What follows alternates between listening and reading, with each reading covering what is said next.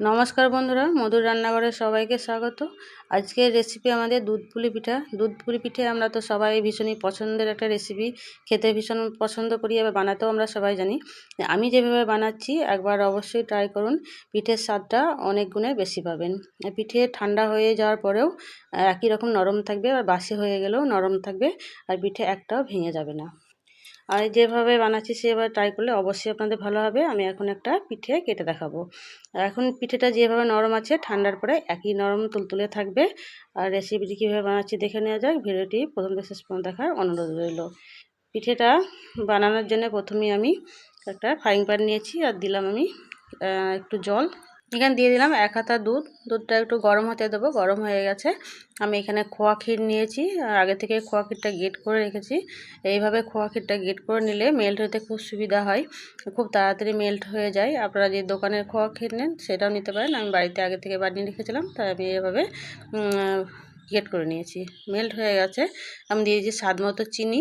আপনারা খেজুর গুড় দিতে পারেন, আমি এখানে চিনি দিয়ে বানাবো। খুব ভালো করে নাড়াচাড়া মেল্ট করে নিয়েছি।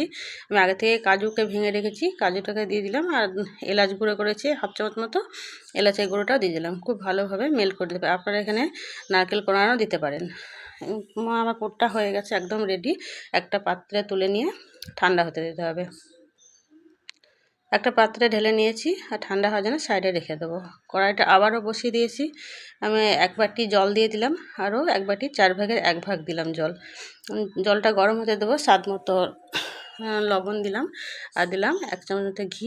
আপনারা চাইলে সাদা তেলও দিতে পারেন। আপনাদের যদি শুকনো চালের গুঁড়ো হয় তাহলে এইভাবে জলটা নেবেন, আর যদি ভিজে চালের গুঁড়ো হয় তাহলে 1 বাটি জল 1 বাটি চালের গুঁড়ো দেবেন। চালের জলটা খুব ভালো মতো গরম হয়ে গেছে। আমি 1 বাটি চালের গুঁড়ো নিয়েছি। অল্প অল্প করে দিয়ে ডোটা বানিয়ে নিতে হবে। গ্যাসের ফ্লেমটাকে এখন লো টু মিডিয়াম করে দিতে হবে। চালটাকে গুঁড়োটাকে অল্প অল্প দিতে হবে, একসঙ্গে দিলে হয়তো দলা বেঁধে যেতে পারে, তাই অল্প অল্প করে দিয়েই ডোটা বানিয়ে নিতে হবে। পুরোটাই ঢেলে দিলাম, আবার আস্তে আস্তে নাড়াচাড়া দিয়ে ডোটা বানিয়ে নেবো। এখন এবার গ্যাসের ফ্লেমটাকে বন্ধ করে দিলাম।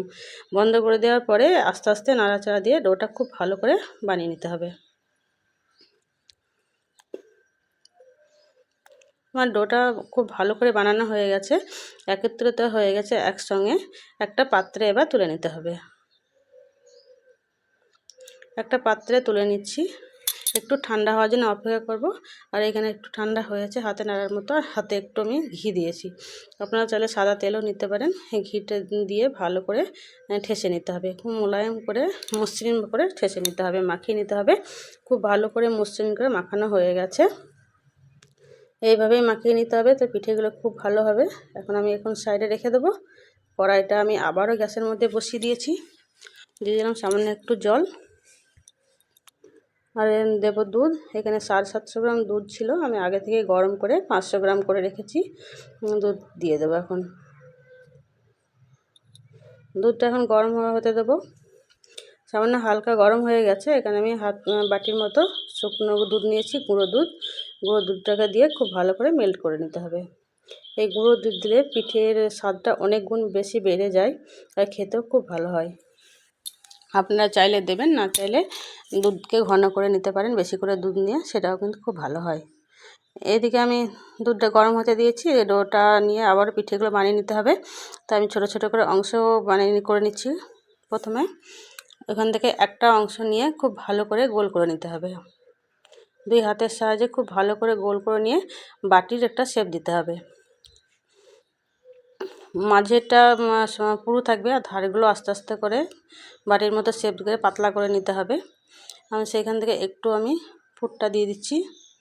পুরটা দিয়ে খুব ভালো করে মুখটাকে বন্ধ করে দিতে হবে, যেন ফেটে বেরিয়ে নিয়ে যায়, সেরকমভাবে মুখটাকে সিল করে দিতে হবে। আমি গোল করে বানিয়ে নিচ্ছি। আপনারা আপনাদের মতো করে শেপ দিয়ে নেবেন। পুলি পিঠের তো অনেক রকম শেপ হয়, আমি এইভাবে গোল গোল করে নিচ্ছি।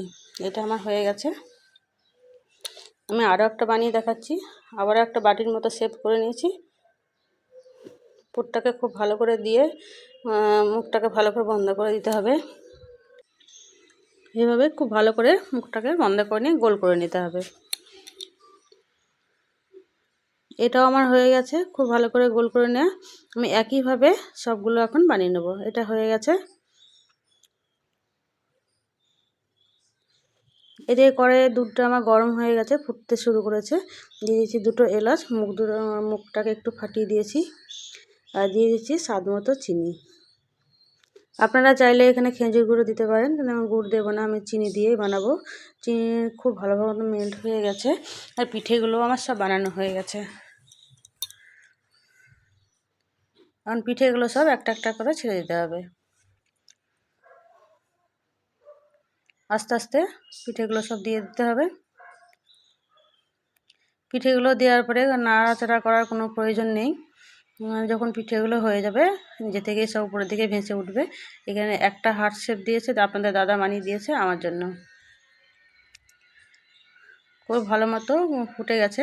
এভাবে আমি একটু ঝাঁকিয়ে দিচ্ছি, ঝাঁকিয়ে দিলে পিঠেগুলো ভালোভাবে নাড়াচাড়া হয়ে যাবে।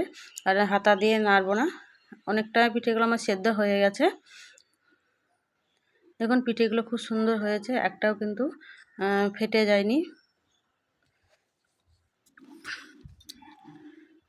আমার পিঠে একদম রেডি। খুব সুন্দর পিঠেগুলো সেদ্ধ হয়ে গেছে। এখন গ্যাসের ফ্লেমটাকে বন্ধ করে দেবো। হয়ে গেছে, আমি পাত্রে তুলে নেব। আমি পাত্রে তুলে নিচ্ছি। আমার রেসিপি যদি ভালো লাগে প্লিজ লাইক, শেয়ার, কমেন্ট করবেন। চ্যানেলটিকে সাবস্ক্রাইব করবেন। পাশে রাখা বেল বাটনটিকে প্রেস করে অন করে রাখবেন। নতুন কোনো ভিডিও ছাড়লে সবার আগে আপনাদের কাছে পৌঁছে যাবে। এইভাবে পিঠেটা আপনার বানালে পিঠেটা শক্ত একদমই হবে না, ঠান্ডা হয়ে যাওয়ার পর নরম হয়ে থাকবে, বা বাসি হয়ে গেলেও নরম হয়ে থাকবে। আমি উপর থেকে একটু পেস্তা ছড়িয়ে দিচ্ছি দেখতে ভালো লাগার জন্য। আপনারা চাইলে দেবেন, না চাইলে না দিতেও পারেন। এখান থেকে পিঠে নিয়ে আমি একটু কেটে দেখাচ্ছি। এখন যেরকম পিঠেগুলো নরম তুলতুলে হয়ে আছে, পিঠেগুলো ঠান্ডা হয়ে যাওয়ার পরও একই রকম নরম তুলতুলে হয়ে থাকবে। অবশ্যই আপনারা বাড়িতে একবার ট্রাই করুন, আপনাদেরও ভালো হবে। আপনারা সবাই সুস্থ থাকুন, ভালো থাকুন, নমস্কার।